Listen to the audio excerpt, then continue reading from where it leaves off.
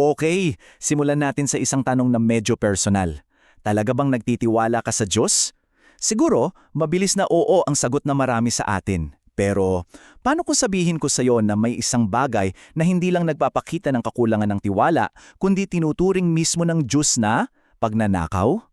At yung kakulangan ng tiwala na yan, may mabigat palang kapalit. Isang akusasyon na hinding-hindi mo aakalaing maririnig mo. Isipin mo, ang Diyos mismo ang nagsabi ng mga salitang ito. Ninakawan ninyo ako.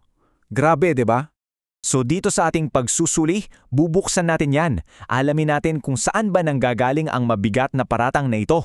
Ano ba talaga ang ninanakaw? At higit sa lahat, paano ba natin maibabalik ang tulay na tiwala? Yung tiwalang nagbubukas daw ng mga pagpapala. Okay, unahin natin yung nakakagulat na akusasyon na yan. Ayon sa ating source, hindi ito basta-bastang salita lang. Direkta itong konektado sa isang napakalaking pagsubok sa ating pagtitiwala sa Diyos. Para mas maintindihan natin, inihahalin tulad daw ito sa nag-iisang bawal na puno doon sa hardin ng Eden. Alam niyo yon. Kung paano sinubok ang katapatan ni Adan at Eva doon, ang pagtitiwala naman natin ngayon ay sinusubok sa pamamagitan ng ikapo. Ito raw ang nagsisilbing test ng ating katapatan. Kaya yan ang pag-uusapan natin. Ano ba itong konsepto ng pagbabalik ng ikapo ng Diyos? Unahin natin sa pinaka-basic. Ano ba tong ikapo o tithe? Well, yung salitang yan galing pa sa wikang Hebreo at ang literal na ibig sabihin ay isang kasampu. Ganyan kasimple. 1/10 o 10% ng lahat ng kinikita o natatanggap natin. Pero ito yung catch at dito nakasalalay ang lahat. Ayon sa Biblia, itong 1/10 na ito ay hindi talaga sa atin. Sa simula pa lang, pag-aari na yan ng Diyos. At dito, kailangan nating linawin ang pagkakaiba. Ang pag-iikapo, hindi raw yan regalo. Kasi pag regalo, binibigay mo yung isang bagay na sayo. Ang ikapo ay pagbabalik. Isinasauli mo lang ang isang bagay na sa simula pa lang ay sa kanya na.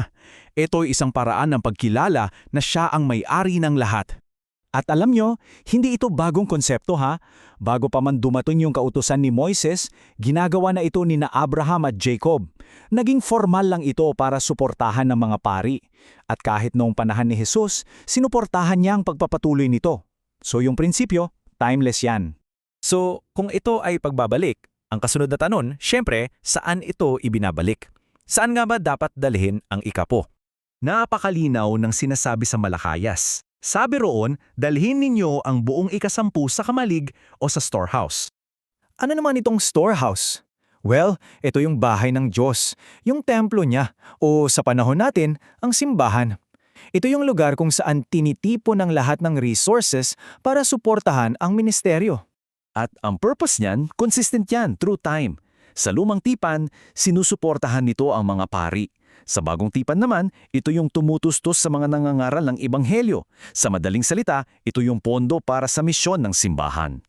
Ngayon, lumipat tayo mula sa obligasyon papunta sa pinaka-exciting na bahagi, yung pangako. Isang pangako na sobrang laki na tinawag na mga bintana ng langit. At dito, yung Diyos mismo nag-aalok ng isang pambihirang hamon.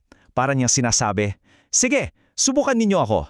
Ibalik ninyo ang para sa akin at tingnan nyo kung hindi ko bubuksan ang mga bintana ng langit at ibuhos sa inyo ang pagpapalang hindi nyo na malalagyan. Isang direktang imbitasyon para itest ang kanyang pangako. At alam nyo ba, itong hamon na to sobrang special. Ito lang daw ang nag-iisang pagkakataon sa buong Biblia kung saan direktang sinabi ng Diyos, subukin nyo ako, try me. Wow, isang napakalaking pagkakataon para patunayan ang salita niya. Pero linawin natin yung mga pagpapala dito hindi lang puro pera.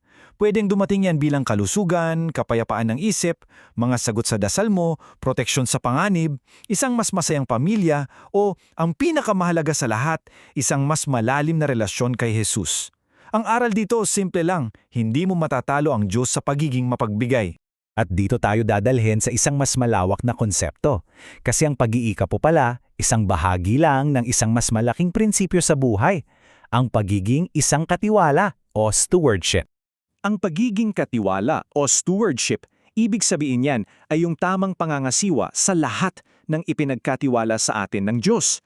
Hindi lang pera, kasama dyan yung oras natin, yung mga talento natin, yung kalusugan at kahit yung hininga natin. Susakop nito lahat, di ba? Kung paano ka nagtatrabaho, kung paano mo sinishare yung faith mo, yung oras mo sa pananalangin, yung pagtulong mo sa mga nangangailangan, at yung pinakagitna ng lahat, yung araw-araw na pagsuko mo ng buhay mo sa Kanya. Ito raw yung ultimate partnership with God. Kasi pag kinilala mo siya sa finances mo, ginagawa mo siyang partner sa bawat aspeto ng buhay mo. Hindi yan pagkawala o pagkalugi, kundi isang pribilehyo na makasama mo siya sa lahat na ginagawa mo. At sa huli, iiwan ko sa inyo itong isang makapangyarihang paalala. Kung nasaan ang iyong kayamanan, doon din naman ang iyong puso. So, yung tanong hindi lang talaga tungkol sa pera.